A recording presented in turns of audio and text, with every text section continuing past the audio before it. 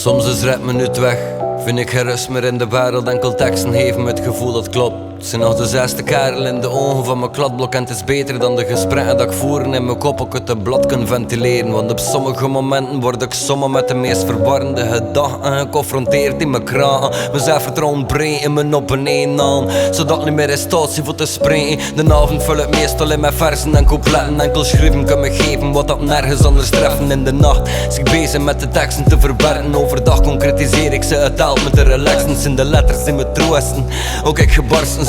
Voor mij is hip-hop sowieso een farmacie. Het echte medicijn die me geneest van alle kwaal. Want niet in de wereld is zo gelend of de taal. Soms is het alleen een tekst die me kent. Een sessie in Bushido, wat letters me pen. Een beat die me volledig overneemt en inspireert. Want ik schrijf niet, het wordt mij influisterd in mijn geest. Soms is het alleen een tekst die me kent. Een sessie in Bushido, wat letters me pen. Een beat die me volledig overneemt en inspireert. Dus ik schrijf niet, het wordt mij influisterd in de geest. Schone woorden hebben niet wat crisis is. Letterrepen kun je niet vertellen wat dat je psyche mist. Maar hiphop is de shit.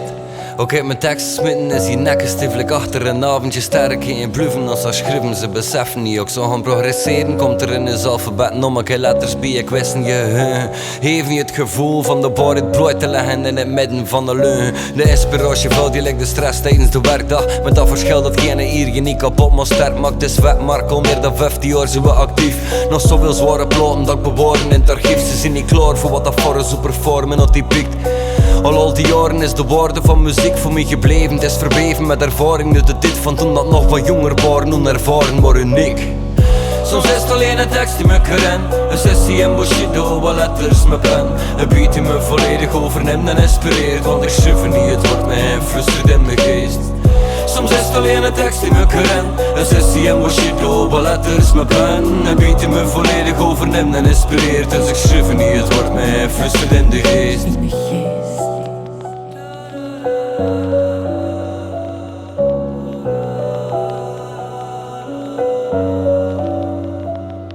In de geest. In de geest.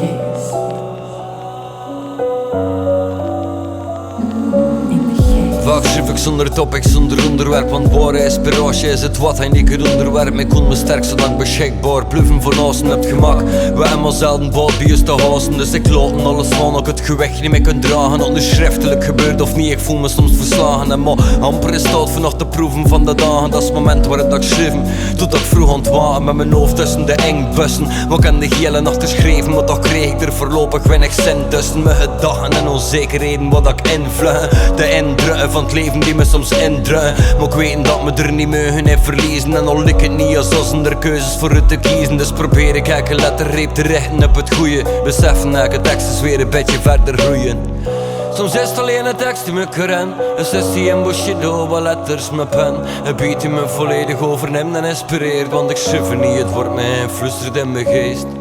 Soms is het alleen een tekst die me kent. Een sessie in Bushido, wat letters me pen. Een beat die me volledig overneemt en inspireert. Dus ik schrijf niet, het wordt mij influisterd in de geest. Soms is het alleen een tekst die me kent. Een sessie in Bushido, wat letters me pen. Een beat die me volledig overneemt en inspireert. Want ik schrijf niet, het wordt mij influisterd in mijn geest. Soms is het alleen een tekst die me kent. Een sessie in Bushido, wat letters me pen. Een beat die me volledig overneemt en inspireert. Dus ik schrijf niet, het wordt mij influisterd in de geest. Take my pen and pad to relax my dome. Take my pen and pad to relax my dome. Take my pen and pad to relax my dome.